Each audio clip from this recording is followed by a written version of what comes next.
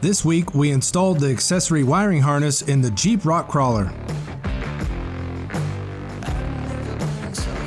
We got our interior pretty much buttoned up. We got the wires run. We did not terminate the rear because we have no idea what we're going to do there yet. Right, and there's plenty of length. I mean, we had to wind it up. You know, you only wanted to go so far with taping it and looming it. Absolutely. And we did loom the one section going to the back, and we did take everything up through the dash. There is going to be some items that we have to lengthen to get to the ignition switch and or the wiper switch because we went to the passenger side of the vehicle, which these are designed to go to the driver's side of the vehicle. Yeah, and that's not a problem. We'll just do good connections with, you know, Absolutely. heat shrink and everything like Extend that. what we need and cut off what we don't need.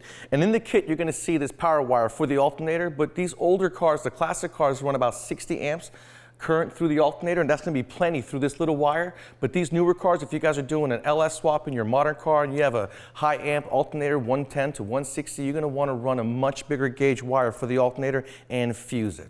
Let's get this trail rocker system in. It's a lot of the same steps, but it's a pretty cool deal. We'll get it run. Same thing, just mock up. We're not terminating anything. Sounds good.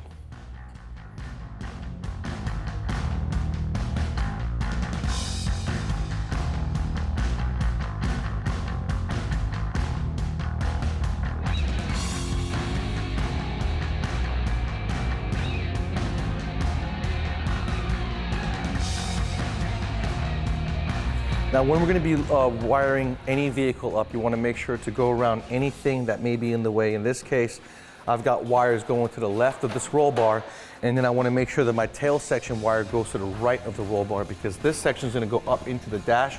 This section is going to go in the back. I'm not going to loom this until I'm all done. I've got loom, but I want to make sure I route everything. My lengths are good.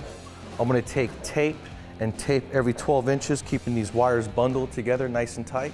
That way my loom will look good when I go over it. If you use zip ties, you're gonna see the heads of the zip ties and they'll get in the way of the loom. You don't want that.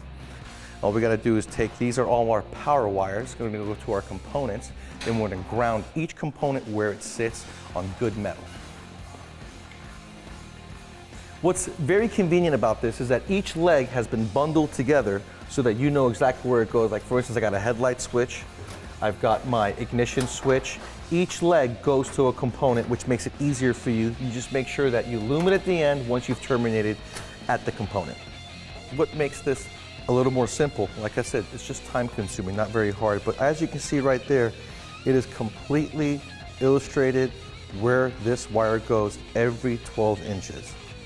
Every 12 inches. So if you terminate it somewhere, you'll know exactly where that wire goes because you can just go back and read where it goes. Every single wire in the entire system is labeled like that.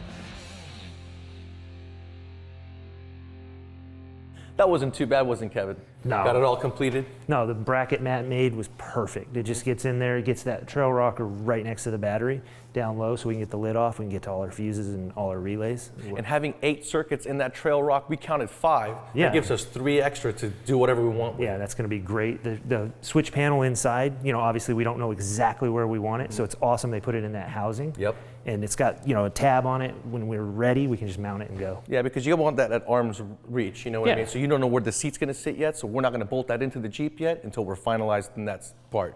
Yeah, so I'm excited to have that, get something else going. And you know, the trail rock comes with all the circuits that we need to go into the front. It comes with terminated pinned end to make a connector to go inside to that switch panel. Yeah, that was nice. The lead coming from out here to inside was long enough that I don't even think we're gonna need the long lead that was inside, and it's already got the sheeting on it, so. Yeah. And now, anytime you guys are wiring up your custom ride, make sure to take the time, do it right, because if you don't do it right, there's a very good chance you're gonna burn that car down or Jeep down in our case. Right. So take your time, do it right. Yep, and it's all fused, so we should be safe. Absolutely.